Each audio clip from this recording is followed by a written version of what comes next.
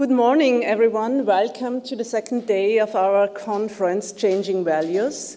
This is a conference which is part of the Vienna Biennale, and it's organized by 4 of the Biennale partners, which is the MAC, the Kunsthalle, the Slovak Design Center, and ourselves, the Architekturzentrum Wien. Changing values, we learned a lot about that, some very provoking thoughts and practices yesterday.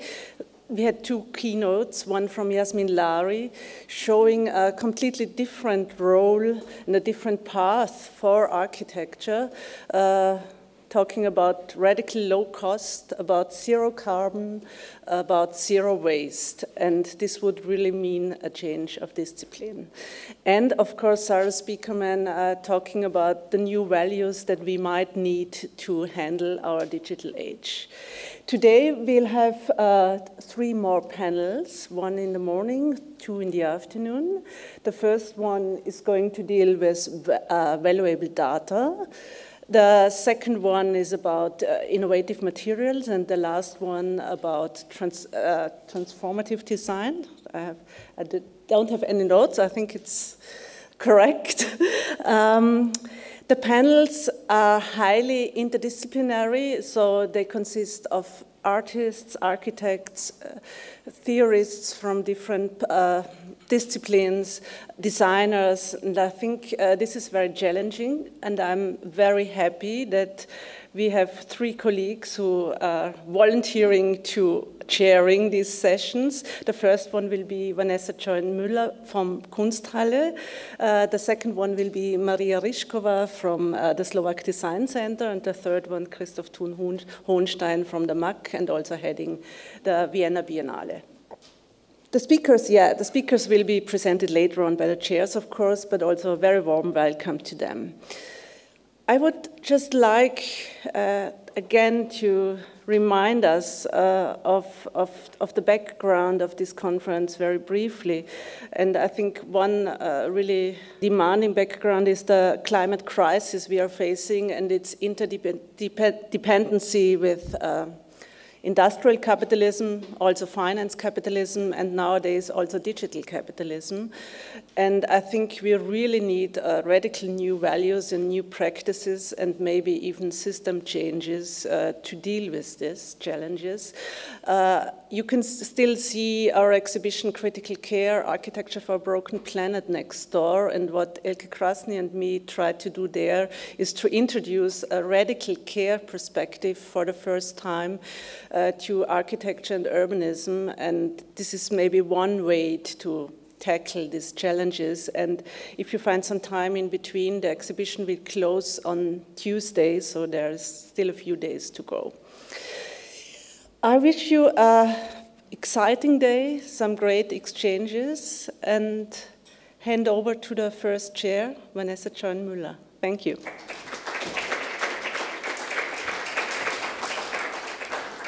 Hello, good morning from my side on this rainy Saturday morning.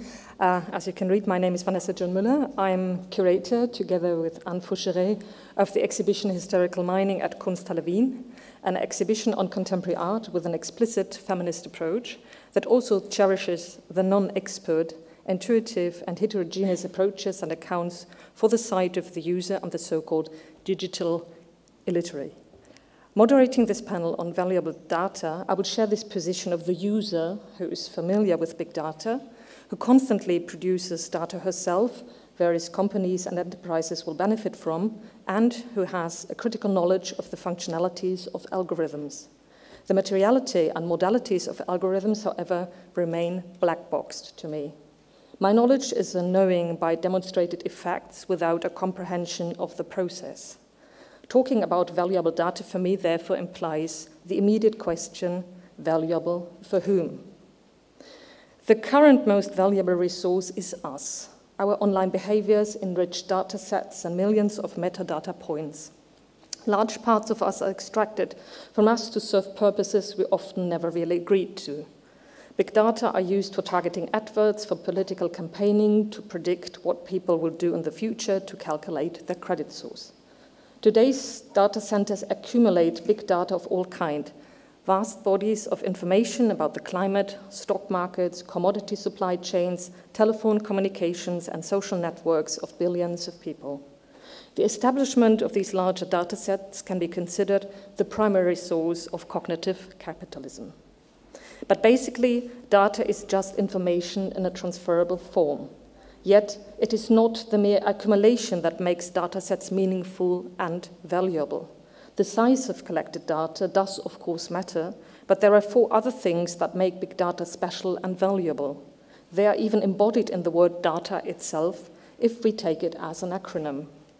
D is for dimension, for diversity or difference. By combining data of different types from diverse sources, you can get a multi-dimensional picture. A is for automatic, the way data is collected by default. Pretty much anything we do generates data that can be used. T is for time. Data is being collected in real time. Therefore, the patterns can be projected forward to help make predictions about the future, how much electricity we will need, for instance, or how fast malaria will spread. And the second A is for AI, techniques to find patterns in the data by, for example, machine learning, to map and interpret these patterns, to find trends, and to forecast their tendencies. Algorithms are fed with data and trained to decode them. Who benefits from contemporary data mining? Everyone, basically, but some more than others. PricewaterhouseCoopers' annual Global CEO survey from 2018 suggests that consumer data is the most valuable for companies to harvest. Data is considered the key to unlocking customer value and predicting trends in retail. The smart use of customer data is firmly at the top of the list of the 300 CEOs of US companies with a turnover in excess of $500 million who participated in the survey.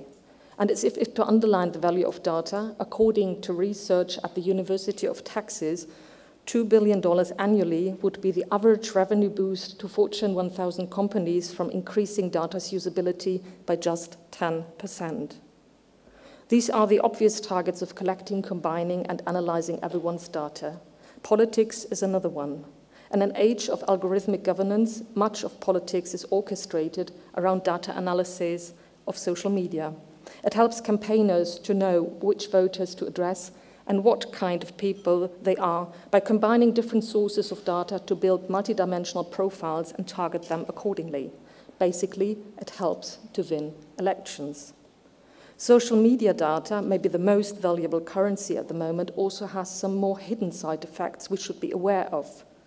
With each image put on Facebook or other social media, for instance, an array of artificial intelligence systems is fed with information about how to identify people and how to recognize places and objects, habits and preferences, race, class and gender identifications, economic statuses, and much more. It is us and our data who provide valuable material for machine learning. As artist and researcher Trevor Paglen pointed out, ideology's ultimate trick has always been to present itself as objective truth, to present historical conditions as eternal, and to present political formations as natural. Because AI operations function on an invisible plane, they are harder to recognize for what they are. Immense, powerful levers of social regulation that serve specific interests, representing themselves as objective. It is therefore also the ideology behind technology we have to understand. Which data is valuable for whom and why? Today, we will talk about how data might become valuable for us, with a strong focus on urbanism. How a world could look like, as Christoph Thun Hohenstein writes in his essay for the Vienna Biennale's guide, in which not digital algorithms and big data, but sovereign citizens and social beings oriented towards the common good are the measure of a successful civilization. The panelists are Katja Schechtner, urbanist at this OECD in Paris and researcher at the MIT Media Lab Boston. She will talk about what system data can reveal about cities and people, how this works, where it can mislead, and why architects need to understand the value of data. Her talk will also address one of the key aspects of data. Whatever technical answer the data provides, the interpretation is still on us, and there will never be just one answer, solution, or application. Peter Mörtenböck and Helge Mooshammer, both urban and cultural theories based at TU Wien, co-directors of the Center for Global Architecture and research fellows at Goldsmith College of the University of London, will create the Austrian Pavilion at the Venice Architecture Biennale 2020 around the theme of platform urbanism. They will talk about this and related issues today. And last not least, Paul Feigelfeld, teaches and publishes on media technology, its history, its future, and its impact on knowledge, society, politics, and art. He will talk about historical data, Matteo Paschinelli's Arcana Mathematics Imperii, the predecessors and early forms of predicting policing. Maybe he will even try to present a very short, brief history of knowledge, starting with ancient oracles and ending with the company oracle. I hope we will have a very interesting, fruitful discussion after the three presentations. We will start with Katja, followed by Peter and Helge, and then Paul. We will sit in the front row because they all have very interesting presentations, so we can all share them, and then we will enter the stage together. Thank you.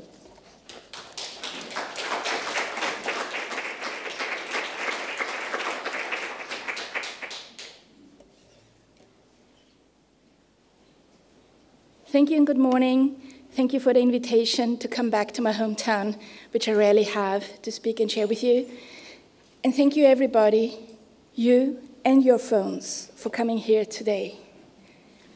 Now, before I start my talk, I have a quick question about your phones. Who in the room has an iPhone? Could you please raise your hand? Who in the room has an Android-based phone? Anyone in the room with a BlackBerry?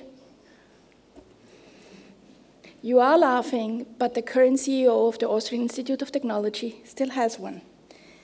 Now, this is a question that I might ask you, but actually it's a question that the system asks your phone constantly because it's a question that the system needs to know to run and work. If you don't know the operating system, you can't deliver calls, you can't deliver anything on your phone.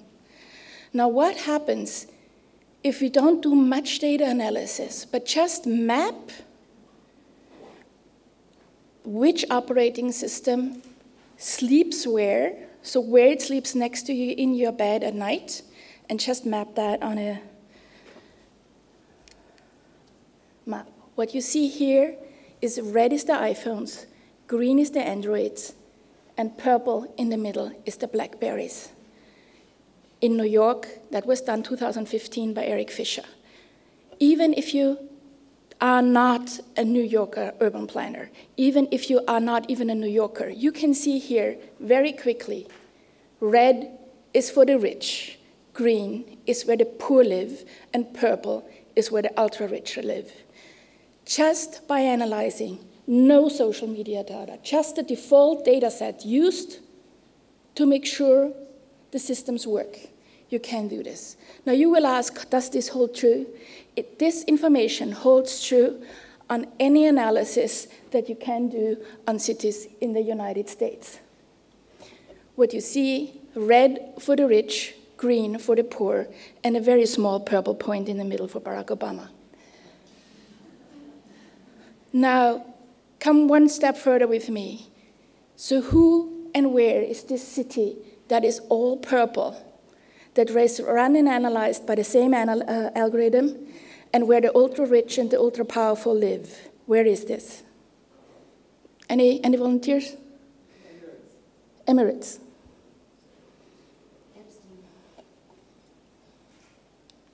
It is Jakarta, Indonesia, because this is where your old phones go to die.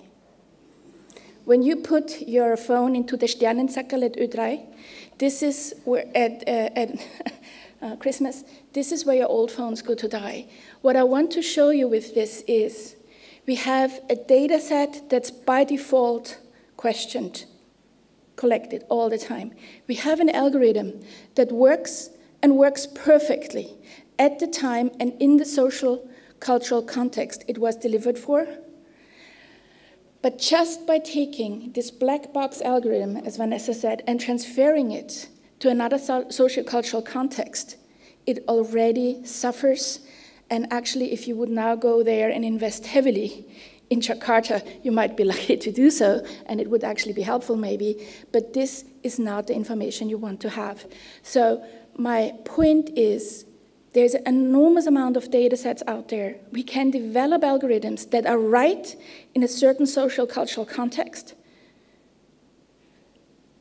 but it's not transferable globally, nor along long timelines. Things change.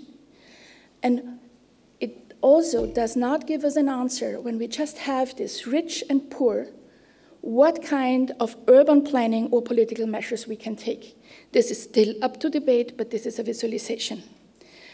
Now, again, come one step further with me. This is not the operating system. This is just the ping of the antenna data that your phone needs to connect to when you make a call. As mobility researchers, we developed a wonderful tool for us that gives us the travel patterns, the origins and destinations where people go during the day, where they sleep and where they work. And we don't do this to monitor you. We do this to have an idea where and how and to what extent we provide better mobility services, new buses, new metro lines. This is an analysis from Riyadh.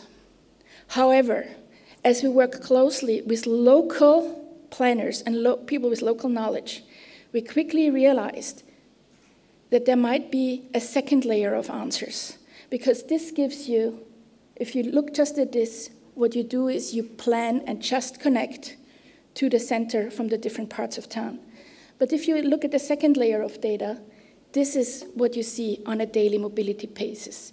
You see neighborhoods emerging, not political neighborhoods, not neighborhoods you can find otherwise on a map, but the neighborhoods of people connecting to each other, moving in a certain area. And that meant for us that we needed to look on how to connect the people in this area. Again, the next data set, while you might be shocked, does not provide anything or does not come from any social media, Facebook, or all the other hype data sets that you look into. The next data set, nevertheless, provides an extreme insight in our social, cultural dynamics in cities and in countries. This is the whole credit card data set of Spain. It was used and analyzed not to understand anything about any of you, but to understand which provinces invest, shop, buy about different kinds of things. Now, we took this data set and thought, can we learn more? Can we understand more than the shopping behavior? Can we learn more than where to spend money from this? So we mapped it on a time and distance basis. And what you see here is different kinds of groceries, gas stations, bars and restaurants, where this is bought during a week in Spain. And you will have seen that suddenly patterns on the edges of Spain arise. And you just have seen that there's a lot of less shopping and a lot of more movement going on the Thursdays and Fridays than on a normal day. Now, what this is the data of the week of Easter. It's the way and the data that shows us that there is still a very specific time in the year when people go home, go to their origins, their villages, visit their families, stay home, and don't spend as much as they do or on other stuff than they usually do. This particular information you will of course not find at the same time in, let's say, the US or in Delhi or in India, but still it can show us to an extreme extent where the cultural and social values of people and where they want to go and where they feel home give us. Now, the next project tells us more about another data set. Again, no social media. It's the GPS data mapped of taxis going about Lisbon streets. And when you've ever went through a city, you not only experience the distance through a city by the right factual distance, but actually at night your city gets smaller for you because you get faster through it. And at day, it kind of distance, it becomes a bigger city because it takes you longer through it. So a very, very, very hard fact data set, if analyzed with an interesting question in mind and an understanding of the values of people or their feelings, can give us a new insight into how people perceive their cities. We did that with a completely other data set too. Again, not your social media. It is the complete Google Street View maps of the United States. We scrapped the whole data, downloaded it, and then put it in a very, very simple online game where we asked people, where do you feel safer, left or right? Could you please vote for us? So could I ask you to vote? Where would you feel safer on the street, on the left or on the right? Who's for left? Anyone for right? Okay, you do that a lot of times. You map it again to the ground floor map, and then you get areas green where you feel safe and red where you feel unsafe. This might be interesting, but is it valid? So we did that, we mapped it, and in the United States, we compared it to the homicide data and the sexual transmitted disease data of these areas, and it mapped. The more unsafe something looked, just looked for people who voted, the more unsafe it was. Again, this is a correlation, not a causation. So for any architect in the room who now is like, great, it's me, give me more money to do some really good aesthetics out there so I can actually uplift the people. That might work, but this is a correlation, not a causation. It could be the other way around. But of course, we could not ask every human to map every picture out there. So we thought, can we teach a computer to feel like a human being? And yes, your computer is scared too. A lot of computer visual analysis where which spots were kind of, which parameters influenced humans' feelings were analyzed. And now we can map the safe and secure, where you feel safer or less safe on any city in the United States. But also your pizza feels you too. We all have been now thinking a lot only about the phone data, the credit card data, Katja having the old Google Street Views data because MIT has a connection with Google. No, your pizza feels you too. This is a very recent project done in New York by Mahir Yavuz. They mapped where the pizza stands, where you can buy pizza in New York City. And they very clearly and very obviously showed that this is the map that shows out there. And if you're an urban planner, what is this? What does that tell you? Well, I've put it up there. It's the subway map of New York City. Because to make the money from $1 pizza slices, you have to be close to a strong footfall. But this can also predict where the strong lines, the major lines to address, to go to these train stations are. They went one step further and analyzed many things. This is not volunteered information. This is you go online, you scrap the menu card of any pizzeria in the United States, look at what toppings they have, you know, pepperoni or shiitake mushrooms, what kind of oven they have and stuff. You put it together and you get a 50-dimensional pizza vector of New York. And this pizza vector tells you more precisely about the socioeconomic status of the people living around this area. It also tells you more precisely about their values, like where is the next art gallery, how likely are you to find a playground, or also where the next third wave coffee shops, you know, cold brew dripping hipsters, is gonna pop up. None of you have revealed any kind of data set, yet to give me this psychographic neighborhood picture of a city. Again, let's go back and let's understand, if we have all this information and all this data, and there's a lot of bright people and data out there analyzing it, could we make the world a better place with it by employing it? I ask you to come with me to Ho Chi Minh City. Who has been in Vietnam, in Ho Chi Minh City? Anyone? Okay, so you might have realized that there's people standing, there's all traffic coming, people, a policeman is stemming it and coming in here. It works not very well,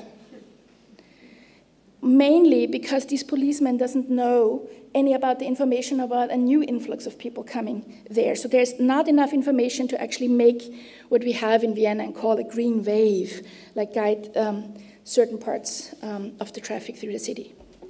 So in came very highly reputed engineers, a company to do that, and they got development funding, a large development bank to fund them. They came in and they said, we're gonna help you. We're gonna put in sensors that count the people on the streets. We put in traffic lights. We wire everything together via a big data analysis tool. And then you can just sit and see how to optimally guide the traffic through the city. They did that, they got the funding, $60 million, they dug up the streets, they put in the sensors, they wired everything together. And they did that with time and tested, proven technology. They didn't try to sell the Vietnamese something untested, something futuristic. They flipped the switch one day, and this is exactly what happened. Complete and utter chaos. Why? Anybody has any volunteers an idea why this was? Okay, a lot of times I get that, oh, these Vietnamese, they don't really know how to use a traffic light. They go whenever they want. No. What these engineers did, they did everything right, with the exception of they missed somehow in the whole discussion the first point of an engineer that said, the sensors we put in are magnetic field sensors, and a magnetic field sensor counts tons of metal. So every time a car goes over, you count it right.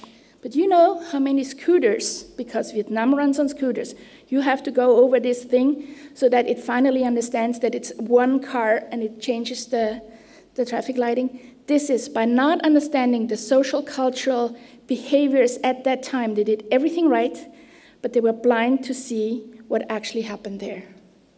Culture eats technology for breakfast. Now, this is one of the things that usually when I talk in Europe, everybody loves. The intellectually, oh, we know, digital, everything bad. Yeah, never works, let's forget about this and let's be hugely critical of it. But I challenge you to this. While we can put technology in a wrong way, and we can all fantasize about the dystopian views that this AI will do to us, you can use the data sets, the information you gather about many things to create tools that allow you to work together with non-experts in participatory planning models to see and understand for both the politicians, the lay people on the ground, and the experts and architects, what happens if you make a decision to put a train station at one point? What happens if you put 5 more stories to a building? Because you can play and you can see on it what in a simulation based on data, how much more people that would attract, how much more crowded that would be, how the 5 more stories would create a wind tunnel effect. We did that and we used it on very many different scales. And having these data sets, having the technology,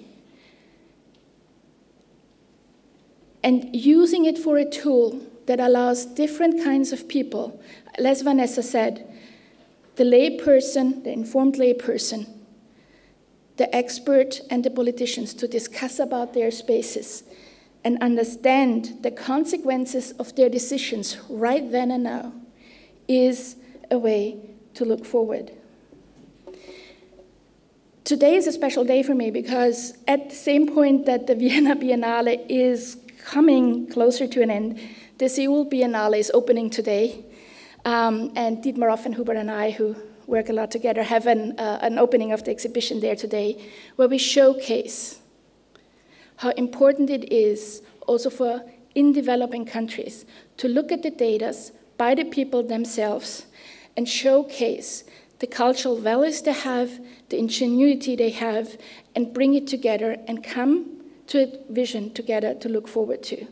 And I challenge Europe's, and in particular Austria's, education for architects, designers, and planners on to understand and to watch distinction. You have to understand technology to be able to ask questions and work with the technology and not just criticize it, against it, because it's not something outside of us.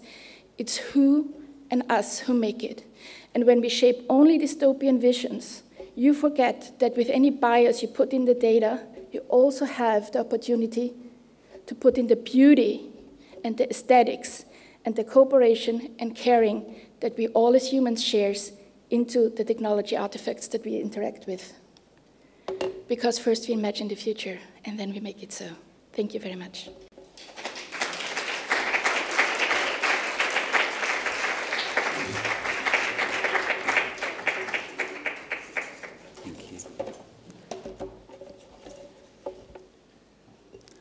Hello, good morning, everyone. Many thanks to Vanessa for the kind introduction at the beginning of this session.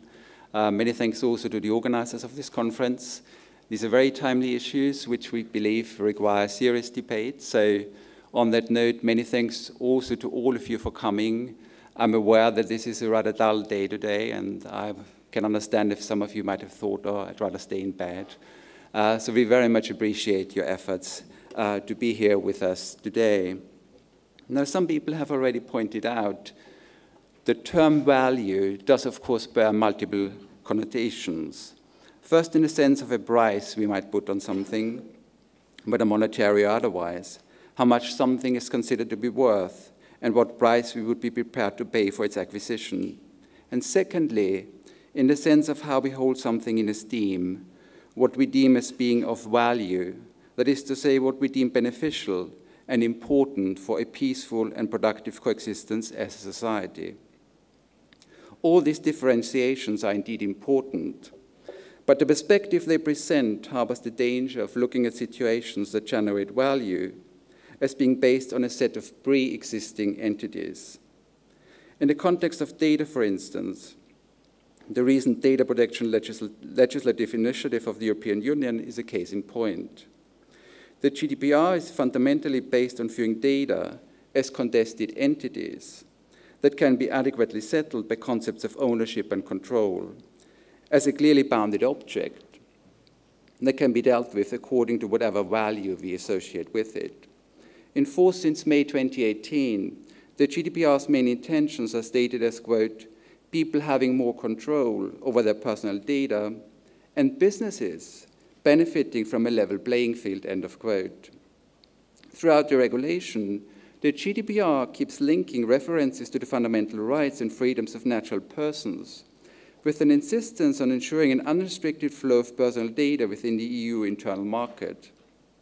This dual objective is clearly no coincidence, but ensues directly from a growth-oriented economic assessment in which the spread of data fear, i.e. an increasing reluctance to engage in data generating and processing situations, whether these arise through the contact with public authorities like hospital trusts or with private businesses, where this data fear is recognized as a significant obstacle hampering the, quote, strengthening and the convergence of the economies within the internal market, end of quote.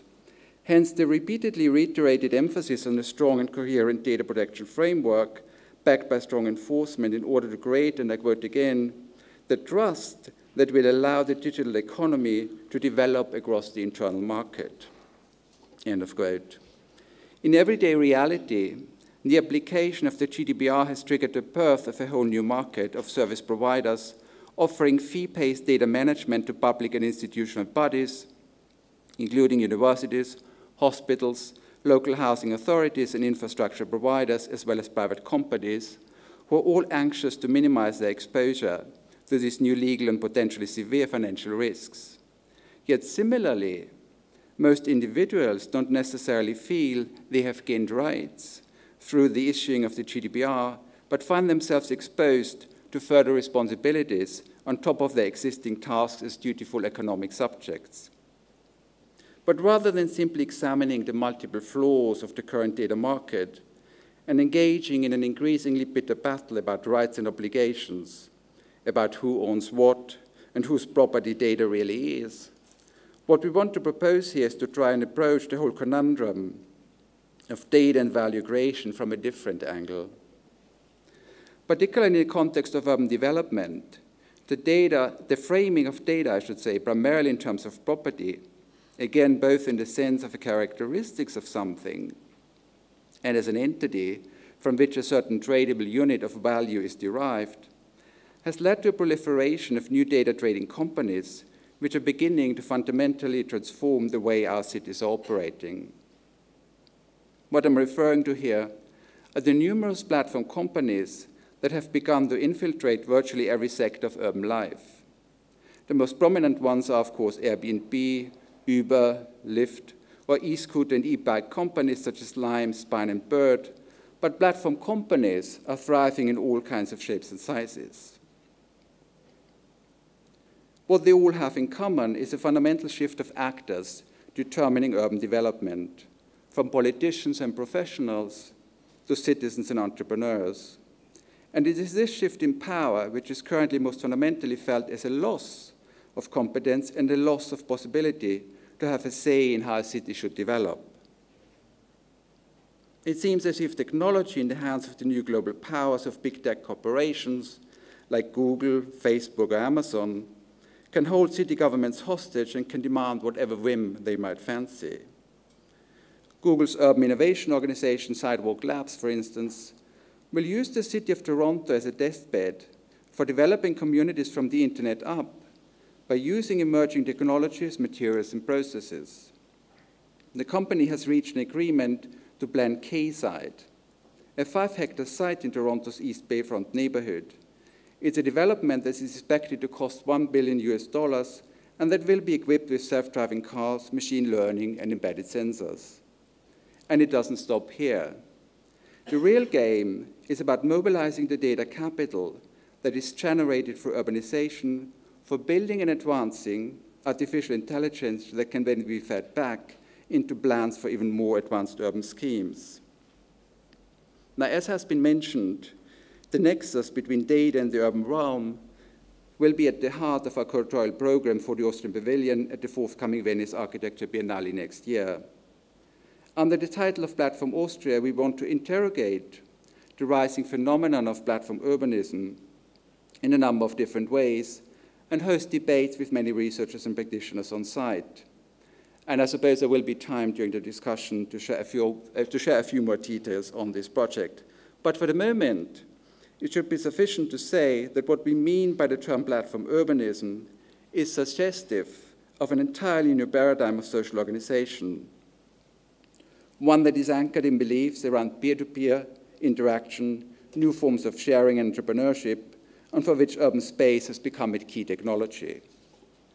And what we want to propose, to reimagine our response to the effects of platform urbanism, not solely by demanding more rights, but by changing our conceptual understanding of data. There's a real need to do so because the current framing of data as property is just perfectly designed to pave the way for a neat and frictionless transition of data into a tradable commodity with marketable monetary value. From the perspective of the market, the conception of property as a characteristics is just a short step away from the conception of property as a commodity. Both conceptions indicate a particular relationship of belonging, a process stabilized through legal, cultural, ideological, and economic conventions. And it is this step from property being contingent on numerous variables which help describe its character, to property being contingent solely on its exchange value that allows for the packaging of complex social and political tasks into abstract tradable entities. the blurred distinction between the rights of social subjects and the rights of private property has long been at the heart of struggles that confront the ideological bias of modern legal theory towards conceiving every aspect of the human subject as properties owned by the individual. These struggles have intensified in recent years, rallying against the softening of boundaries between human needs and property demands advanced by the enclosure of data as property. This is a struggle against the idea of possessive individualism, a term coined by Macpherson in his eponymous 1962 book, to challenge the conception of the individual as essentially the proprietor of his or her own person or capacities, owing nothing to society. Against this conception, a different relation between the one and many has been put forward over recent decades, one that is neither based on the idea of subjective and material properties owned by the individual nor on state control, but on the idea of the commons. So when thinking about ways of counteracting the ongoing dynamics of data enclosure, we could take our clue from the concept of the commons and reframe the notion of data in a way that data is not understood as property, but relation. A fairly simple proposition, but one that has far-reaching ramifications. What it suggests is that as a mode of meaning-making, data comes into being only in the situation of exchange, in an encounter with an element outside of ourselves, with something or someone other.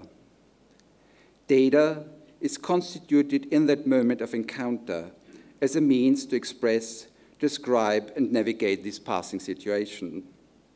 To put it differently, rather than being a property, data is both a way and a form of articulating a relation. What is therefore at stake is not so much the question which value we put on data, but how we value the relations that underpin the generation of data. That is to say, what matters is not what price we demand for our personal data, but how we care for our relations unfolding in the digital and, by extension, urban sphere.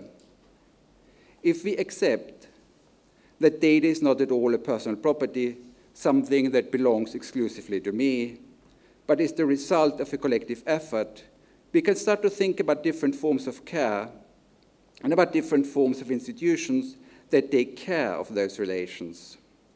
Rather than treating data as a stimulant of the neoliberal market economy, we might then begin to understand it as the intermediation of a new type of commons, as something that is collectively generated, managed, and cared for. Continuing this line of thought, we can also discern that for data to come into being requires some kind of interface that records and acknowledges our interactions with something or someone or something else. This interface can take on many forms, ranging from individual memory to the reference systems of cultural norms and values, and from artistic interpretations to globe-spanning recording machines.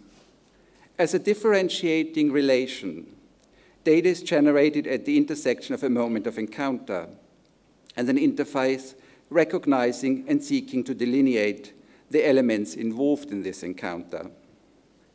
Such critical encounters enable those involved to continuously constitute and reconstitute themselves, examining one another's perspectives and reflecting oneself in or as another. What we want to propose here is that it is these moments of encounter, the moments of interaction and recognition, in which we can locate the constitution of data publics, which is something we're working on in the context of a long-term research project also called Data Publics. Now, should we switch places? There's simply not enough time to go into any details concerning the larger framework that Helge has just been mentioning, this project around data publics. But for this sphere of data publics, actually, to emerge, we need to be aware that there always needs to be some kind of framework. Oh, thank you. Speaking about frameworks here. A kind of framework to do with data publics that provides the background against which a particular set of data can be exposed and recognized. An example I want to give you are contemporary cities. Contemporary cities, for instance, function as such interfaces. They require us to ask how they are set up to produce and deliver particular forms of recognition and, by extension, particular sets of data. Are the workings of our cities biased to reproduce such forms of recognition that render us legitimate or illegitimate through particular modes of categorization that are being put in place? Are the institutional metabolisms of our cities geared towards specific sets of interest? Are they, for instance, skewed towards imperatives of productivity, prioritizing forms of recognition in which only our capacities to work matter? How fast can we then move from A to B? How readily can we then become available as a workforce? If we want to seek a way out of this here, if we want to propose some alternative, that is to say, if we want to argue for the proposition of data as relation and not as property, then it's crucial to reflect upon the structures and the terms of recognition that are in place in our cities. We need to reflect upon the performativity of data and its potential to yield different kinds of subjectivities and relations.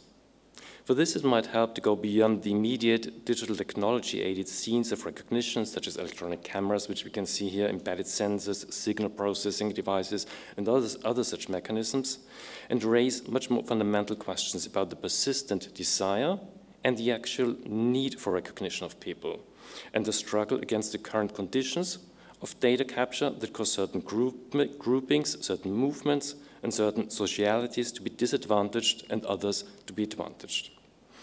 What we find ourselves in at this very moment is a struggle that puts the finger on what philosopher Judith Butler has so aptly described as the hegemony of an unequal distribution of recognizability.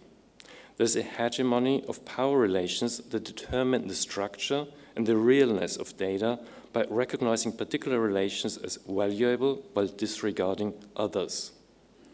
This selective kind of recognition, as Butler has suggested recently, becomes, and I quote here, a problem for those who have been excluded from the structures of political representation and who will be denied access to such structures, unquote. And indeed, many new technologies of data capture, of data analytics and reporting impose certain schemes of recognition that determine our individual recognizability and hence limit the possibilities for many lives and relations to be recognized as real. They reproduce the norms and conventions that make human beings recognizable and exploit the vulnerabilities that enable recognition in the first place.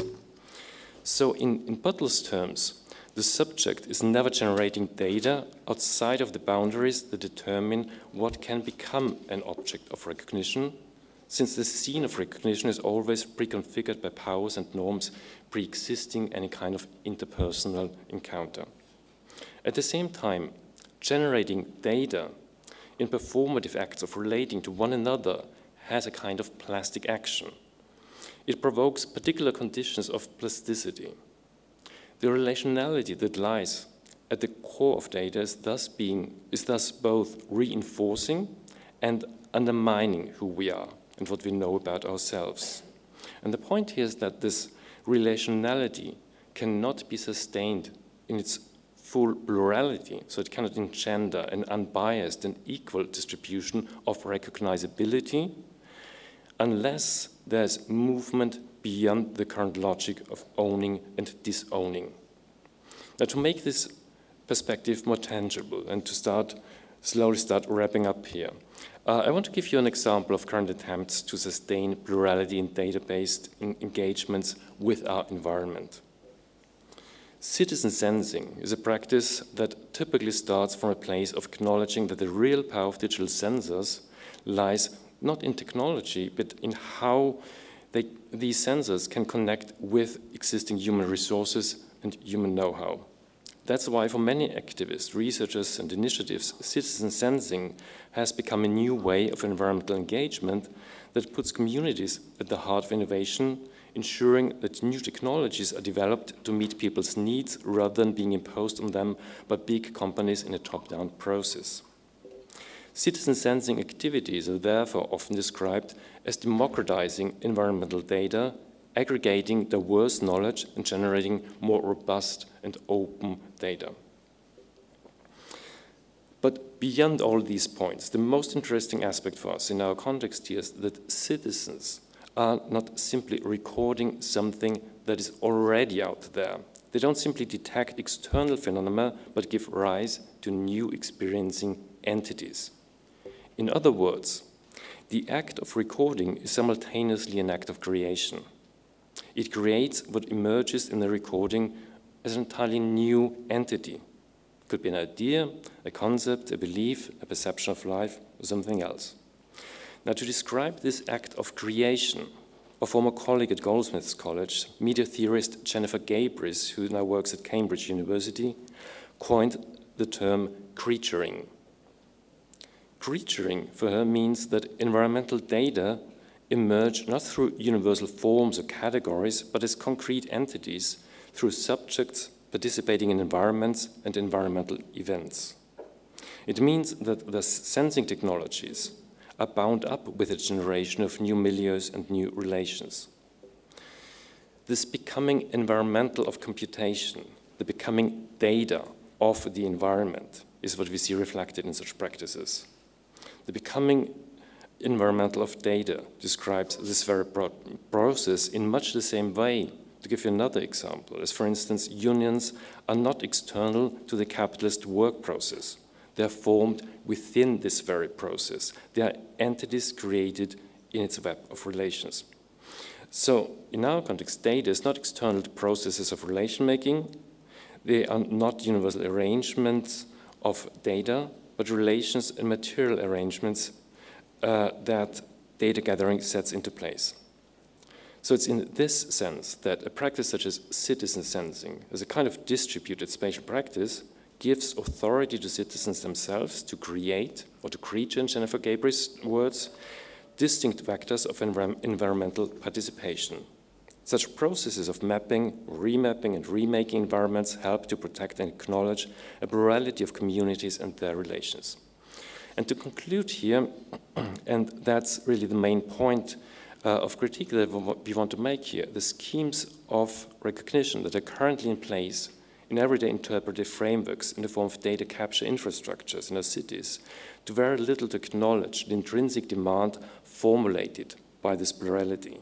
Prevailing apparatuses of data capture tend to reinforce the norms and conventions that support existing operations of power.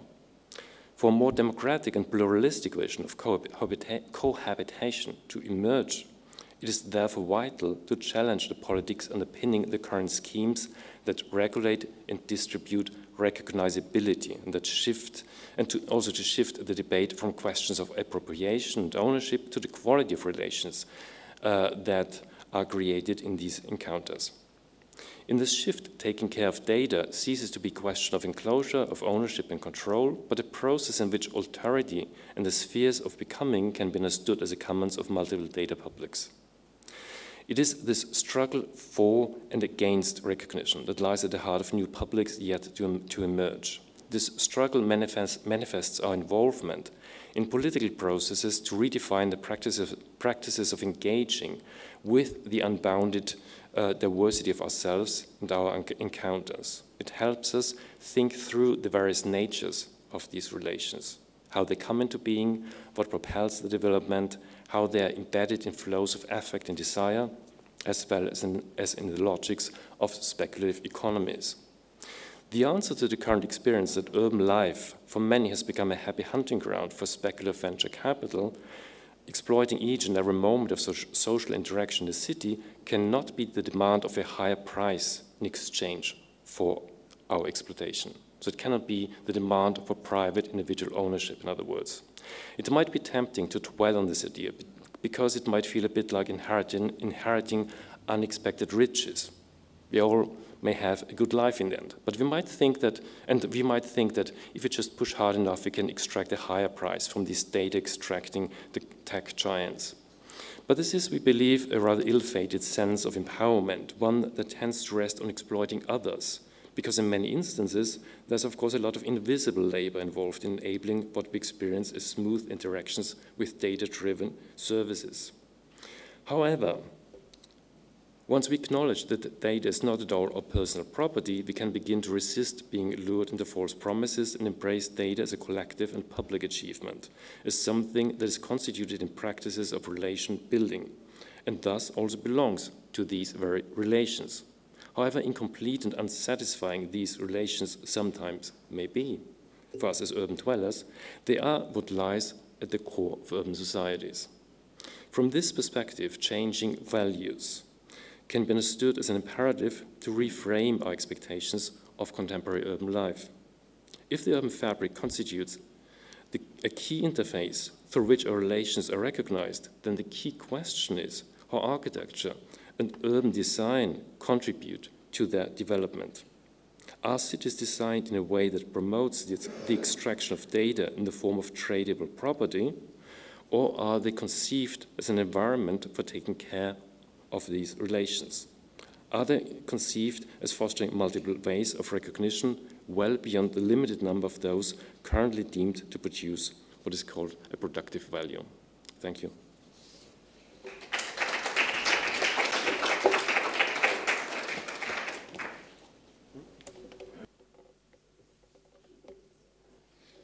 Hello, everyone. Usually, I get invited to these things to talk about the horrific effects of data extraction in the public sphere. But I assume, since you're an informed audience, that by now you know enough about this, and if not, we're in deep trouble. So given that we had a very practice-based presentation by Katja and now a very sort of project, large-scale presentation by Helge and Peter, I thought I would give a very short, also to give us more time to fight afterwards, very short presentation where I want to focus on the epistemic infrastructure of technology, more rather than talk about the actual examples that we see today, or the manifestations of technology and how they affect everyday life. What wasn't mentioned in the introduction is that I also had the honor to be the co-curator of this year's Vienna Biennial at the MAC, the exhibition Uncanny Values, together with Marlies Wirth, which I will, in the end, briefly arrive at. But also, it's still on until October 6th. You should come by and see it. I think everything that we talk about here somehow feeds into what we were trying to achieve. Also, the MAC Design Lab, about which you will hear this afternoon. So the title of my brief presentation is Datavisms, which I like wordplay. But also I think it somehow reflects what I think is happening with regards to our relationship to technology and data. We sort of seem to circle back to really, really bad behaviors when it comes to how we design technology, how we keep running into the same walls, how we keep making the same mistakes in not sort of coming up to speed as a culture, as a civilization, as a political society. But long story short, I will talk about 4 points that I think are at the very core of every sort of human endeavor, intellectual or intelligent endeavor, ever since the dawn of mankind, if you will. So these 4 points are prognosis, permutation, prediction, and production of reality, or of the future, because it seems in order not to die and to survive as a species, that's all we think about naturally, that we want to not die and somehow figure out what's going to happen next and how we can live our lives with regard to that. I will try to pluck them apart a little bit and talk about prognosis first. Prognosis is something that happens at the very dawn of human intelligence, actually. So this is what we try to do when we exist as ontological beings in nature, and say we lie at the beach, we look at the stars, and we start to recognize patterns. We see the tide coming in and going away. We see the moon coming up, we see the sun coming up, and we start to imagine patterns that make sense, and we see that there are regularities in nature. The moment that, in my opinion, or that's a sort of a media theoretical viewpoint that I have, the moment that intelligence comes into play is the moment that we start to use technologies. So I think intelligence and technology are inherently linked. One cannot exist without the other, and in that respect, you could say, as a hypothesis up for discussion later on, that intelligence has always been artificial. So the first oracle signs that come into being, this is approximately the -3rd millennium before Common Time, can be found in China. The Bagua, the 8 trigrams, later on expanded into the 64 hexagrams of the I Ching.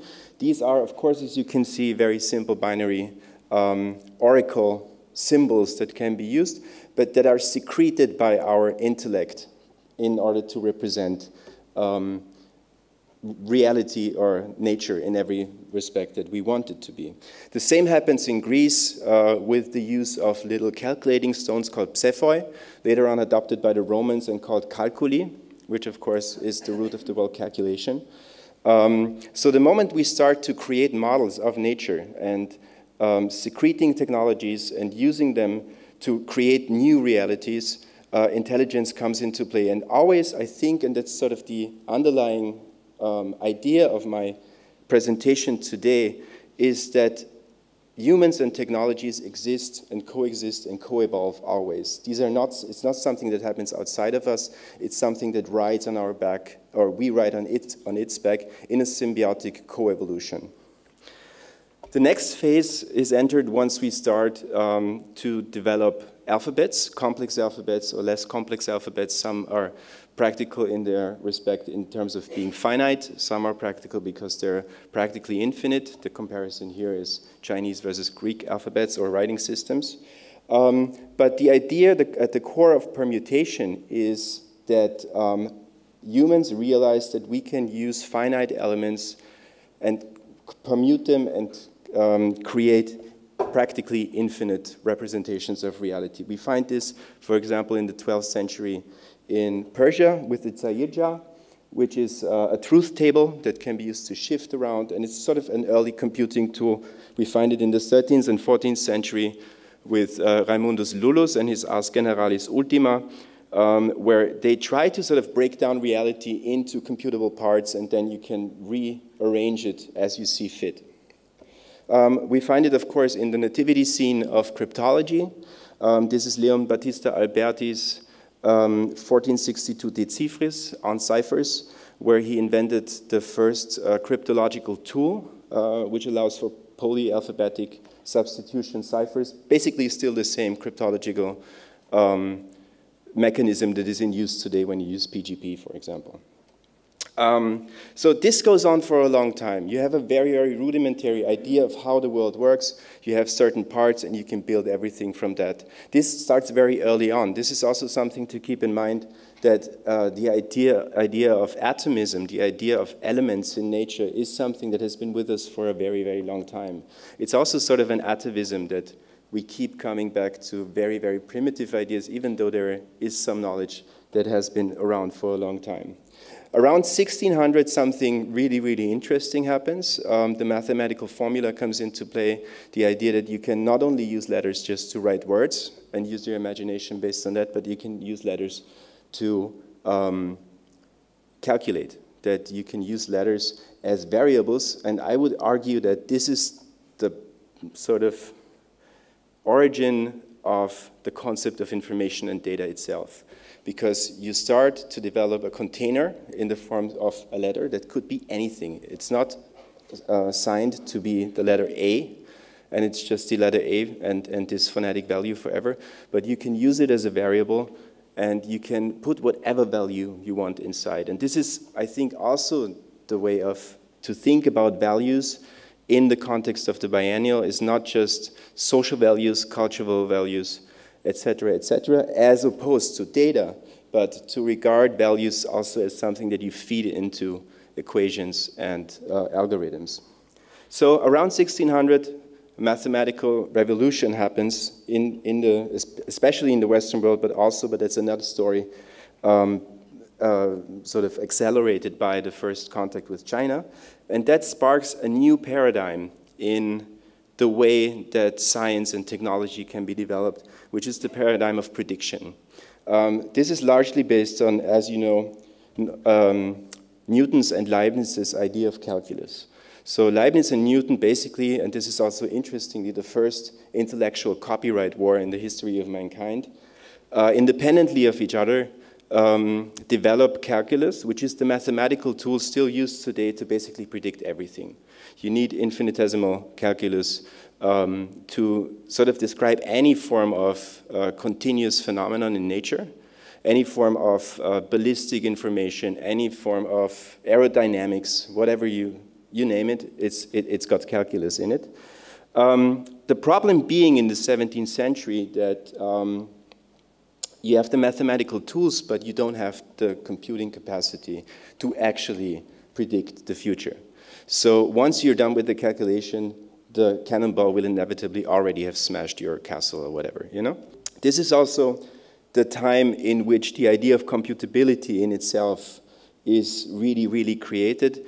Computability also, it strikes me as something that if you look at the history of it, was largely something that people were desiring because I think mathematicians and engineers are inherently lazy.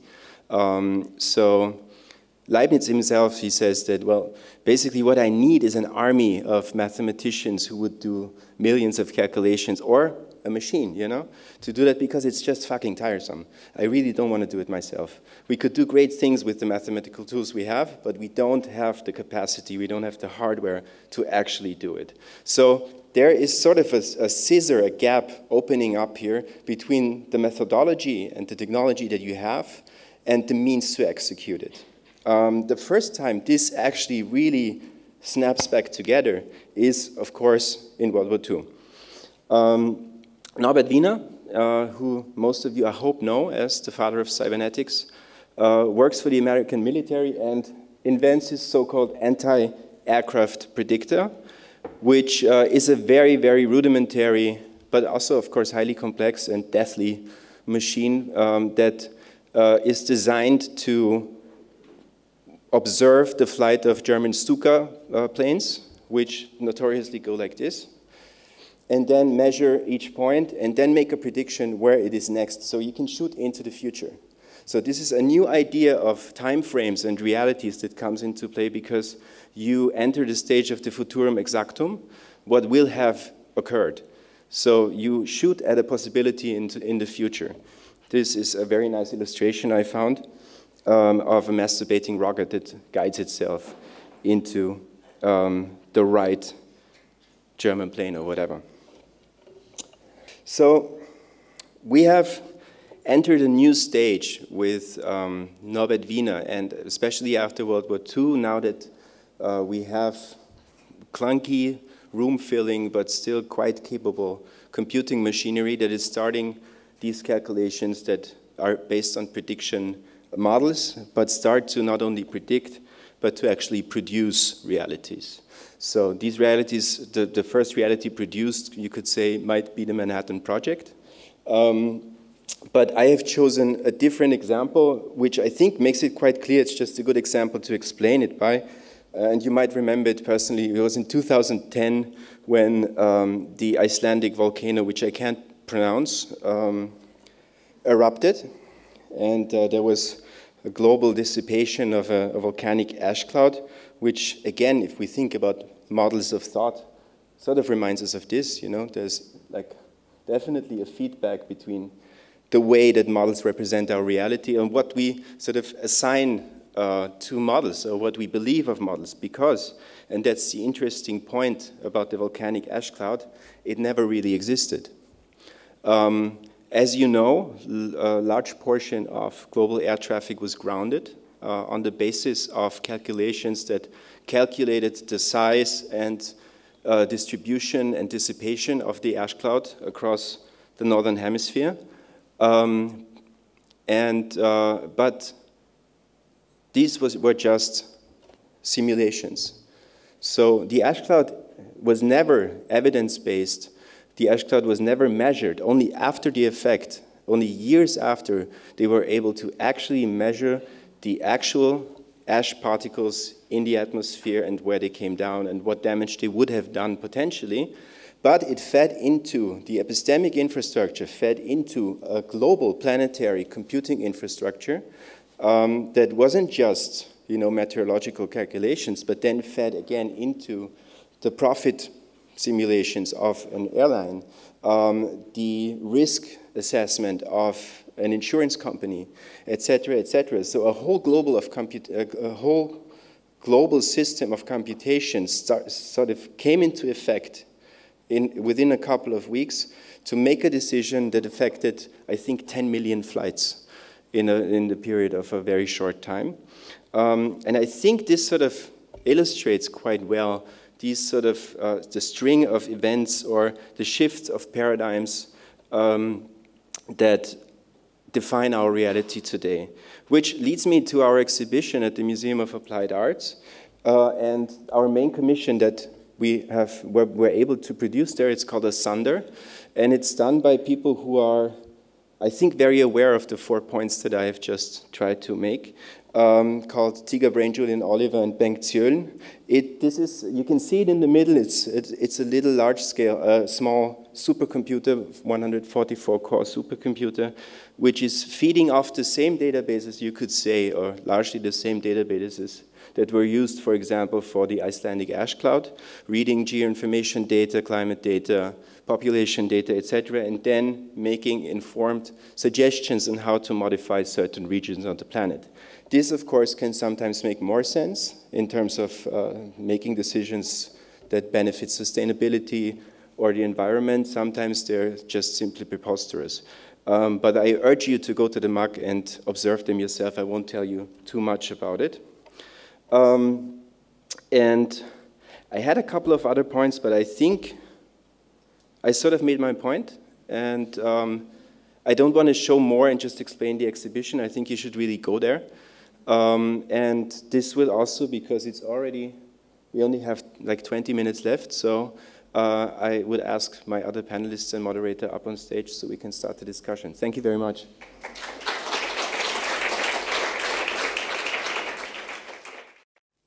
Thank you very much for these 3 very dense and rich and interesting contributions. You see, I'm a bit lost with this overload information. After all, I am, as I said in the intro, an art historian who's mainly like a user of technical devices, and my knowledge of AI, etc., is limited. But what I find very interesting about Katja's presentation is indeed, I mean, this kind of data analysis reminds one of like statistics in a way. It looks neutral, but then it's all about how we interpret these things. And I think a very important issue is also that we keep in mind that data always have some locality implied in them, and that there is also a cultural difference. Because I think when you look at how data is processed today, it's mainly, of course, like global companies that use data to develop products, etc. And they have, of course, the idea of a very homogeneous global world with very similar user, because it's simply too complicated or not effective to have too many really like tailored, customized products. And that, for me, is also a bit like the problem of the platform urbanism, because that implies, of course, like that the potential users all over the world have like similar needs and demands.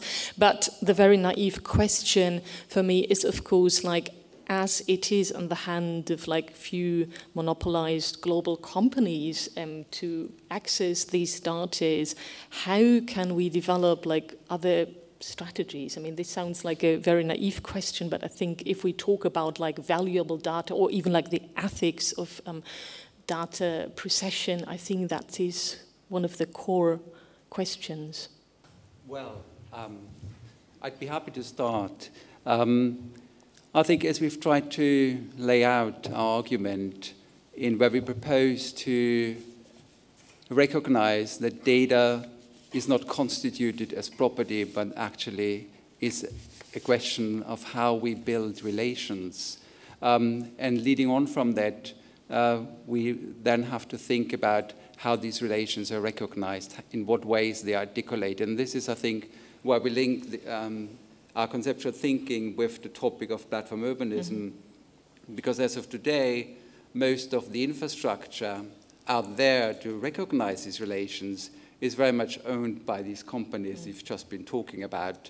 And the reason for that is that the development of these infrastructures quite often is very investment heavy. So it's relying on huge sums of investment funds, and with that, certain paradigms of investment logics also comes into the equation. So if I would give you the example, or if we would go back to the example that we've brought, K-Site in Toronto, developed by Sidewalk Labs. So Sidewalk Labs have just submitted their development and innovation plan, and part of their document stipulates or proposes, perhaps I should say, that if that development performs well, and performing well in that context is referred to as producing a high tax return for the municipality of Toronto, then Sidewalk Labs proposes that they would get a performance bonus payment. And this is a completely new thinking that's introduced into urban planning, and it's very much born out of the logics of financial capitalism. So therefore, coming back to your question, this really is about thinking about these infrastructures of recognition.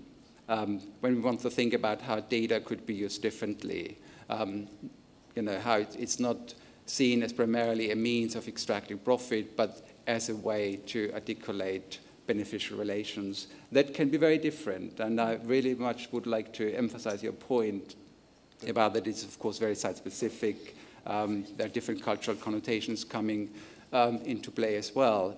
But in order to think about that, initially, we really need to think about these infrastructures that are there to recognize and articulate data as a relation.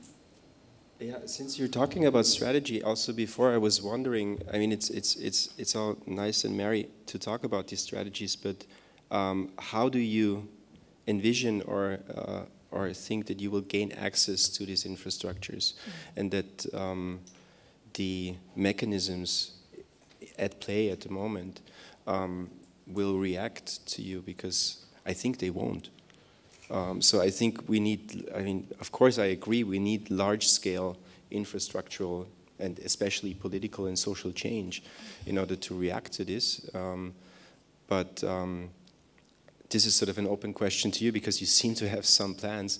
But yeah, I think one of the main points is really that in terms of the way in which we are engulfed in different forms of data mining and data gathering, I think that we've arrived at a point where it's not simply a question of whether we will be able to just kick the can down the road and wait for somebody else to pick up the lid at a later point. There's some real urgency, and the real urgency, I think, has to do with really thoroughly interrogating the conditions of data generation and the terms in which we are all enrolled in that process. For that to start with, I think that we need to acknowledge that at the core of data capitalism today is not simply a new mode of machinic intelligence that is a kind of a fixed system of accumulation of new forms, new ways of life. But at the core of this current phase in which we're involved, there's a new mode of production that preserves within itself the future of data. So data, as we think of it now, is not the data of the future. That is to say, what we experience in the present time is a form of speculation about what data will be in the future. And we are not in the driving seat of answering to this question. And that's our key challenge. So if we're thinking about a common phrase that we're bombarded with, that we are data, data is us, that's simply not true. How should we be data unless we give in to the idea of a self-sufficiency of a system that needs no form of mediation, that needs no theory, no thought, that has no place for intervention? Unless we give into the system, we need to interrogate such ideas. And I think the way in which data is always reflective of a set of relationality, the relations that we develop in a society, and the terms that different communities come up with in different places around the world, involving different forms of material assemblages, different traditions, rituals, different aspects of life that have been discussed on this podium yesterday in the evening. I think that is the starting point to unhinge some of the preconceptions which we are which we are engulfed in today. I think it goes way, way, way deeper. I'm sorry, but I think the human aspect of the data sphere, or whatever you might want to call it, is just a sort of very, very almost infinitely thin surface of a computational planet. And the large portion of data creation and exchange and evaluation happens completely outside the realm of our graspability, and frankly, doesn't give a fuck about humans. So I think, I mean, it sounds nice to say we have to reevaluate the rituals and sort of social interactions and replace this idea of static data by an idea of relational data. This has already happened. Data is always relational. Facebook is owning the graph, and graph sovereignty is, I think, what's happening. So I'm just being this strict and asking this question because I think you have quite a big opportunity representing Austria next year in Venice. And I want to know how you want to face this challenge, because this is, I think it's romantic. Well, I prefer to disagree, as the saying goes. But I don't want to monopolize the podium. I wondered whether you might want to come in. I'm hugely amused by this. Actually, we decided to fight a bit on this panel, didn't we? So finally I found something to fight about, because from the presentation I completely agree with you. Now, first and foremost, about the urban data as public space. This has been a discussion going on for at least 10, 15 years, and in a very in-depth way on how and who and to what extent the people can play a part, and the people with means the citizens and the experts in it, in shaping understanding, getting access to the data, making sure it is like from citizen science, but also like from all kinds of structures that we currently put in place as regulators.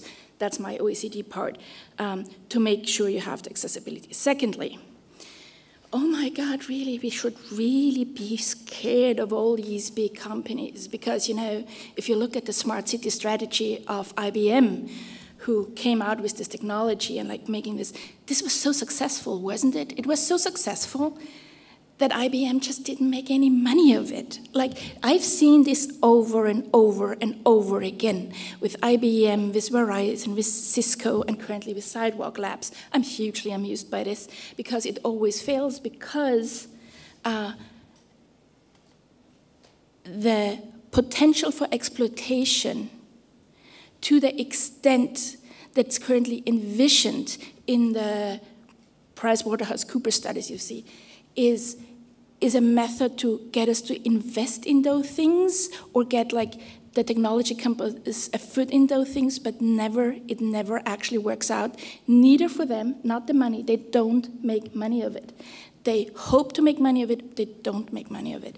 So when it comes to urban planning. And secondly, we see, and we already have it in a large extent, that if you are willing to inform yourself and not to just like criticize that, oh, these big data sets, You have an enormous set of tools out there that allow citizens, experts, architects to address, to get the data, to do the analysis, to look at it. Like all these Eric Fisher, he didn't have to ask anyone permission. This is the Freedom of Information Act in the US that gave him access to this data. So it is, who said something about the laziness? You? The laziness of, yeah, okay. It is not only the laziness of mathematicians, it's the laziness of all of us to not go deeper, to understand the technology, to work with it, and to shape it, because, again, what you said, Peter, I think, is it is a very positive view that you actually say, because if it's a relational data set, we as humans can shape it, and as I said in my presentation, humans, we don't only have ideas and visions to, make money and profit and rule everybody. We also have in our biology and in the informational setup of our bodies, minds, and what we put into the computers, visions for beauty, collaboration, cooperation, and all these other things. There is no reason to think that the bad side of humans takes over. We haven't done that with fire, we haven't done that with metal, and we haven't done that with any kind of genetic engineering in the past. It's us doing it. Sorry. Thank you very much for the very interesting presentations. I'm trying to get this discussion a little bit more applied with my question, yeah, because that's what I'm really interested in. And for that purpose, I want to slightly rephrase the challenge. On the one hand, we have dumb smart cities. Sorry to say, most of the smart city concepts I know are really dumb. On the other hand, we have surveillance capitalism, and this is another term for what you have told us. So the question for me is, how can you connect the dots in a way that you develop a humanist model of kind of city behavior, also kind of steering cities? I'm not talking about smart cities, but how can you arrive at the humanistic model in this regard? Because we all know that cities have to function better. And I have a second question to Paul. The first question goes especially to Helge and Peter, but also to Katja.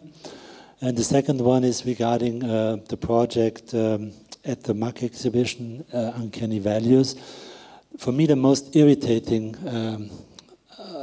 case is the Vienna case. And since we are in the EU also talking about explainability of trustworthy AI, can you briefly describe that case, which I'm spoiling this here, kind of culminates in the recommendation, relocate Shenzhen to Vienna? Should I start? Or? Okay. Since it's very short, and yeah, it's a spoiler. Yeah, so I gave a brief introduction to the work by Julian Oliver Tigerbrain and Bengt Zürn, who are interesting also in the respect that they are neither artists nor researchers nor climate activists nor engineers, but all of the above together. And I think there's sort of a new cultural breed that is starting to emerge in this field, which we found very interesting when curating the exhibition, to see that all these fields are also interacting in a different way. So the work that they did, basically, as I told you, is based on the evaluation of several obscure databases, which they don't reveal to us exactly, but we know from conversations with them what they are. They're publicly accessible. They're open source. It's open source information or open access information. And the case studies are sometimes more feasible and sometimes more preposterous. So before I talk about Vienna, there's one that is very, sort of makes sense when you look at it. It's Dubai. So what it does, as you've seen, it's a triptych. So it has 3 panels. The left one will give you an overview on how this region has developed over the past years or decades, depending on how much information is available.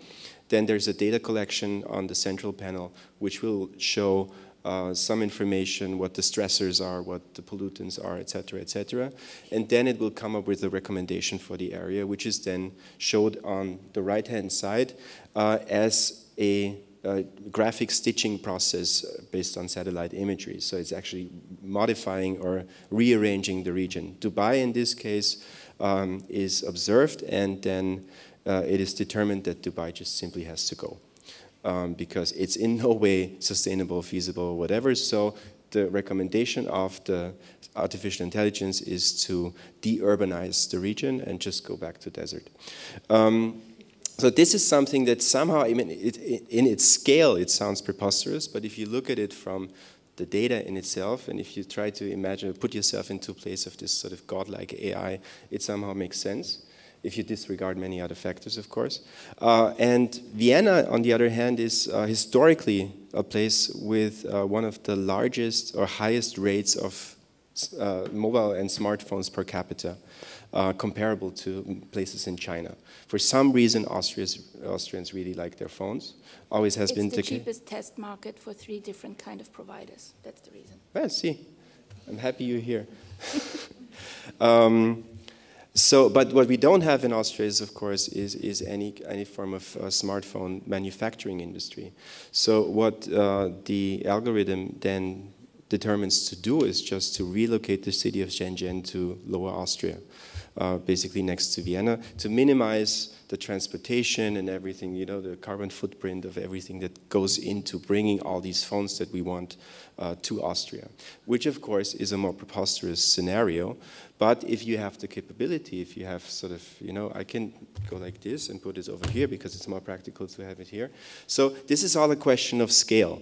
What we were trying to illustrate, or what we were able to observe in this work, of course, is that what happens when you put different systems into different layers of responsibility, and who has agency and who has responsibility and liability in case of, because we are applying models like this already on our planet. We are using calculations, large scale simulations, etc., to make decisions that have global effects. So this is just an escalation of it. But again, go to the exhibition, have a look, it's really funny.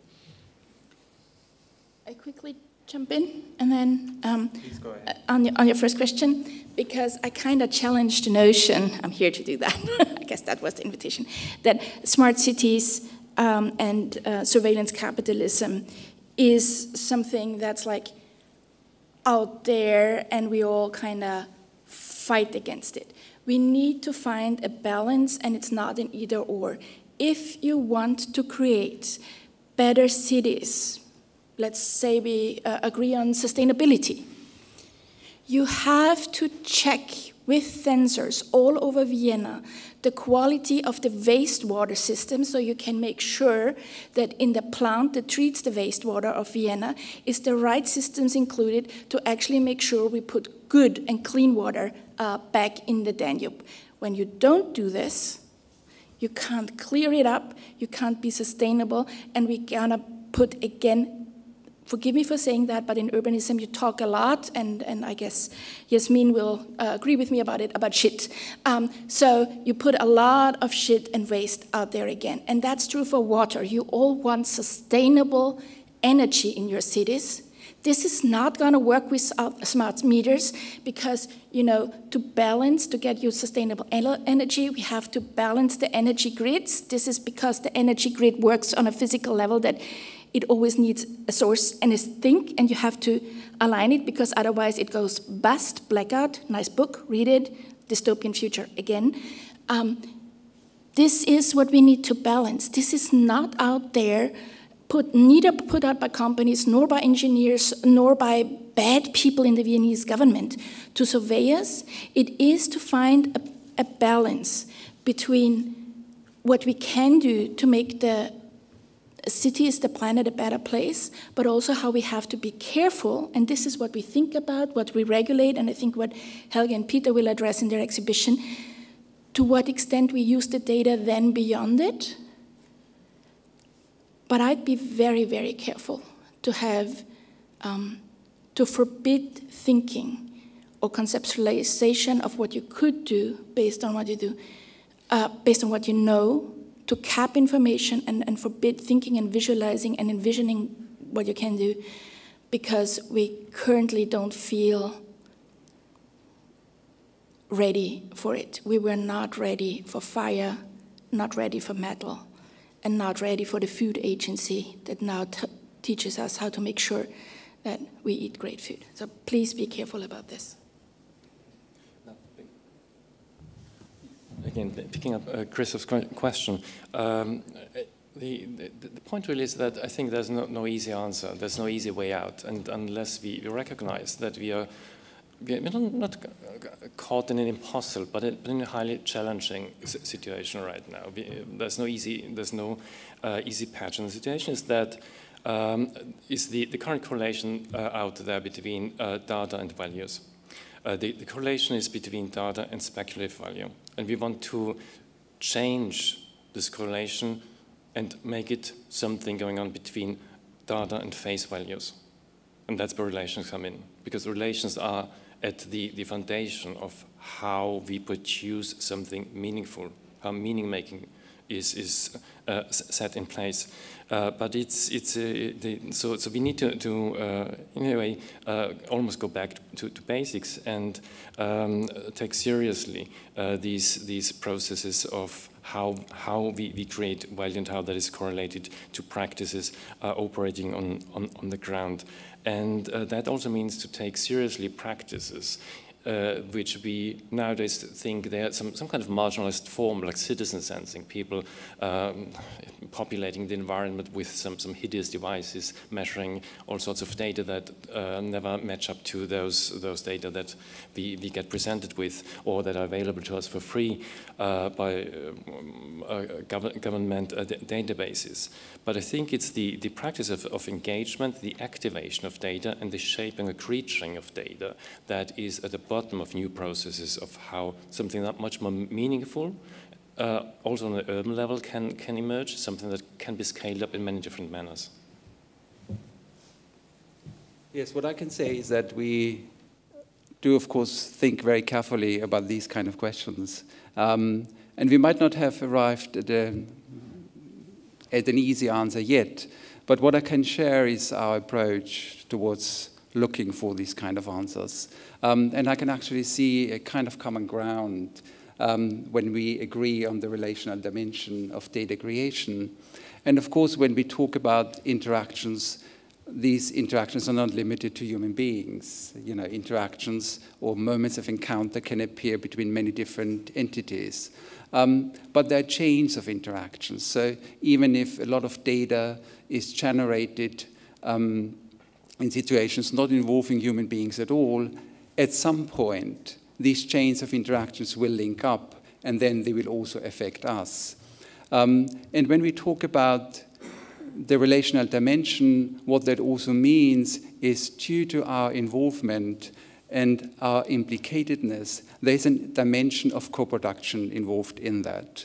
And that co-production is not simply a co-production in the terms of wage labor, but it takes on quite complex forms. So the return that we get in response to our involvement of our co-production can be emotional gratification, can be take on very different forms of satisfaction, even just having some sort of belief in the future, as you are very keen to point out. Or it could take on, it could support our sense of belonging, that we feel we are part of something. So in terms of the different forms of production, a very useful term to think about here is that it's not just cognitive labor, but it's actually emotional labor that is often at stake, so that we support certain framings of data because in return we get an emotional return out of that. And so thinking about this line of co-production, what that means is not only that we can stake our claim, so that we can say, well, because we are actually contributing so much, we also want to have a say, but it also means that we become responsible. So with that dimension of co-production also comes a dimension of responsibility. And this is something that we want to discuss. We want to discuss the complex forms of our implicatedness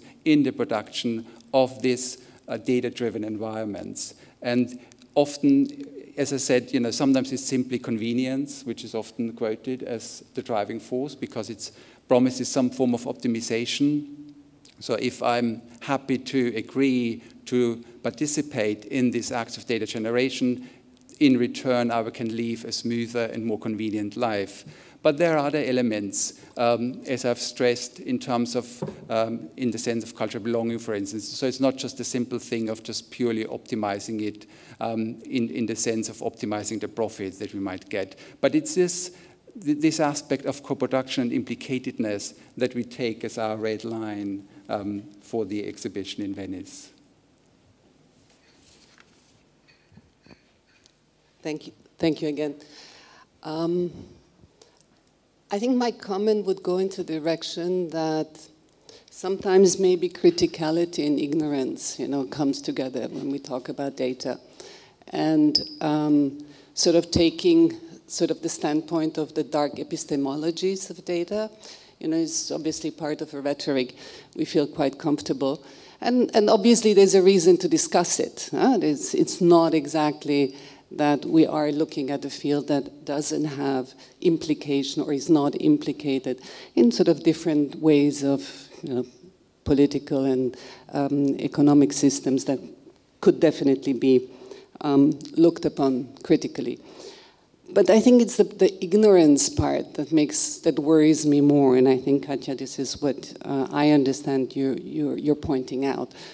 And the ignorance sort of, for me, is reflected upon the schooling, so the way the kids are introduced to data and everything, let's say, digital in our world, or not introduced to it. It worries me in the field of art. This is my proper field, I'm a curator. It worries me that if we go to the art academies today, there's very, very little literacy. There's very little work coming out that really critically engages with digital worlds and data. There is definitely very few professors that are equipped even to any form of a higher education in that area. So I think the arts in general are giving up a lot of ground, sort of allowing let's say, the others, whoever they are, to completely territorialize the digital space. Not exclusively, and there are many artists that do that, but I'm just sort of talking about a large tendency that you can see there. I still fail to see data curators. Again, I'm sure there are examples, but I'm sort of talking in larger terms. I'd love to see data librarians. I think, for me, for instance, thinking about the disappearance and the ephemerality of certain type of data could be potentially rather troubling, thinking about lives drowned in the Mediterranean, where maybe the last sort of source and traces of their existence are data sets. What happens to them? What are the libraries? Who are the curators? Who are the storytellers? Who are the narrators? Why are data libraries not considered the same way as we have and are considering our book libraries? Again, general strokes.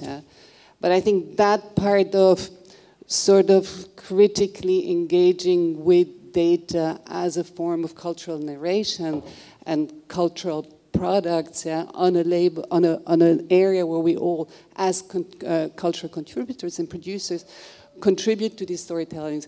That's a little bit sort of the area where I would see more work to be done. Totally agree. Very quickly, I fully, absolutely agree with you. And the reason why I'm here today and not in Seoul in South Korea is because I see Europe, and I love being in Vienna, but I see us falling behind because we just, in our universities, don't value as much. I mean, probably there is obviously a change that I missed in the past 4 or 5 years at the TU Vienna, but I've been teaching there the One Data Tech and the City course for years as a kind of hidden program as an elective, and it's usually overrun. My major point is yes, and to critique it, to come up with relations, to think about it in a way Europeans do is incredibly valuable, but if we don't teach the people the basic knowledge about it, and if they kind of feel too elite or too bored by it, ladies and gentlemen, come with me to South Korea, to China, or forgive me for saying to MIT, which puts a quarter of the whole of money that Germany puts in artificial intelligence in its schools, to just have in each and every school, from arts to mathematics, from biology to architecture and urban planning, a computational course and structure in it, so that people learn how to creatively use it in a way. If I'm not sure if you're the right audience, but we need a bigger push for it, or a larger institute for the two of you, I don't know. And at the and Angewandte and Bildende and wherever. There was another question from Gerald. Yeah, thank you. I was just wondering, because I heard profit and wealth and money quite a bit, and I was really wondering if it's really about the money, because I think money is here in such an abundance. We're overflowing with money, and especially in the hands of those that you're critiquing. So, and I was wondering if it's really not more about the question how are claims on the future brought into a field that's hyper-competitive today, and that we might change the title to something like changing price. Because price, in a sense, is the measure, the quantified measure of recognition. And today, we are against powers that leverage their possibilities, their options, to claim the future. And they can do that with all kinds of possibilities. They can claim futures which will not exist. And where do we go in there in the question, like with relations and these kind of things, and care, because they're quite soft. I think we need tougher, more radical perspectives to that. I was wondering if your position, Katja, is not aiming at the form of a meta-design. Like if we start at universities doing critique, this is very important and very fine. But I actually agree with Katja that we need something also which counts on higher political level. Because if we just go to our politics and criticize what we think, what we observe, they might listen, but where's the plan how to change it? And I see more in the approaches of Katja, the way of how we can really approach the politics in a high level. And for me, the question is, like, isn't it more a meta-design, what Katja presented to us, which really engages deeply top-down from the politics, actually, and maybe from universities bottom-up, but they're just like little urban acupunctures from Jan van Heeswijk. But I'm wondering what will count more in the future. I usually don't try to plug my own books in these things, but about 6 or 7 years ago, we did something on accountability technologies, tools to ask hard questions to governments, to companies and stuff. So there is, those methods are out, and I'm usually not arguing from a European perspective because most of my work is done in Asia. So yes, but there is already it out there, and the reason why I'm now in a governmental organization that does the policy, like I'm currently writing the policy for drone deployment in 60 countries globally for transport. So there is this conversation going on. It is sometimes just our glad belief that politicians don't care about it. They care, and there is a way to discuss. There is unfortunately very few people informed in many spaces, like the humanists plus the technologists. We lack them at the moment for these discussions. Very briefly, I think, Gerald, you already implied the response in your question, I suppose, because, of course, what's at stake is where all that surplus money is looking for ways to get their hands on future options. That's what drives a lot of the investment, is making sure that it can provide a means to staying involved, so to be to remain part of the circulation, as it were. So that's very much the directive in there. So in that sense, money plays a huge role, because the question is how that money can be sustained in relation to future options. With regard to the issue of radicality, I would actually argue that our proposition is quite radical, because if you think it through, what we are really talking about is about the means of recognition and who and what kind of structures control these means of recognition. So when you think this through and go into detail, there's a lot of radical potential, precisely also in connection to care, I would argue. Just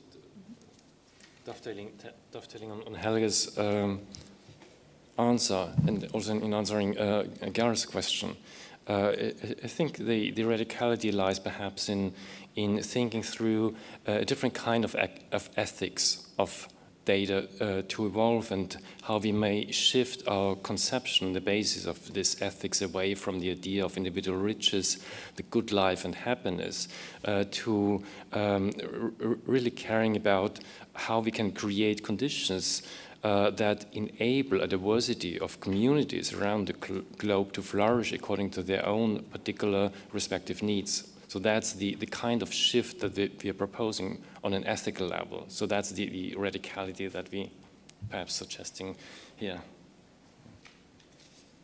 One last question from Christoph Thun-Hornstein. I think this is a very, very important discussion, and Katja knows that I agree with a lot that you are doing. But on the other hand, I also have to say that I'm not against smart cities. I'm against dumb smart cities, and we see a lot of dumb elements, not necessarily the watering of plants, but other elements, you know. And the problem is that I don't see a lot of cities in the US nor in Asia that are really building a model of how a city should work in the future. For instance, think about the radical concept of a car-free city. Yeah, and I'm not blown away by the image of drones all over our heads doing all the transportation either. So my problem with smart cities is that they try to prolong a very inefficient system of urban structures by optimizing the system rather than propelling us towards a totally different system, such as a car-free city. And therefore, I think we have to open up a lot of alternatives rather than using smart cities, as it's also being done in Vienna, to further optimize an inefficient system. The new capital of China that's built to house the non-governmental functions has just been handed out. The people we worked with came in fourth, unfortunately, so we didn't win. But the project that won has a radical non-private car city, public transportation shared, and is based on bicycles, tricycles. Very important, we need to learn from Asia. I just did 12 case studies, what we can learn from how the Global South uses technology to improve transportation on a sustainable humanitarian mode. You can go to the Philippines, they built Clark Green City. They have those models, but you cannot measure them based on, like, the improvement of Manila will work, but it will take 100 or 200 years, because actually we don't have enough money out there, the trillions we need. Even if you take all the money of the wealthy people out there, do the math, you have $300 for the bottom 50%. That doesn't get you very much on streets or water provinces. So I agree, but also please, the media is over-reporting the stupid little gadgets. There is an enormous amount of public and urban planners out there globally who understand where they need to go with the smart cities, but that's boring and not very much reported in Wired, because they love to come to the Media Lab and we do 3D chocolate printing. They love that one. Thank you very much, everybody on this panel. I think we will discuss about these things also during our lunch break. I'm a heavy fan of lunch break discussions, because then it's not this official thing. We are very much looking forward to the Architectural Biennial now, and everybody who hasn't seen the exhibition at the Mark, go. You still have a few weeks, and we will no longer think about AI and digitalization in dystopian way, and I also admit I need some course And no, because really, like, you know, this position, of course, like, it is comfortable that you say, like, I don't understand it, but, you know, I have some kind of idea about it, but that's definitely not enough, because then you just, like, get the info from media, etc. And I totally agree, we always get this, like, gadget info, but of course, like, the big secret master plan is considered too complicated. So David, we should teach it, right? The two of us. Thank you again.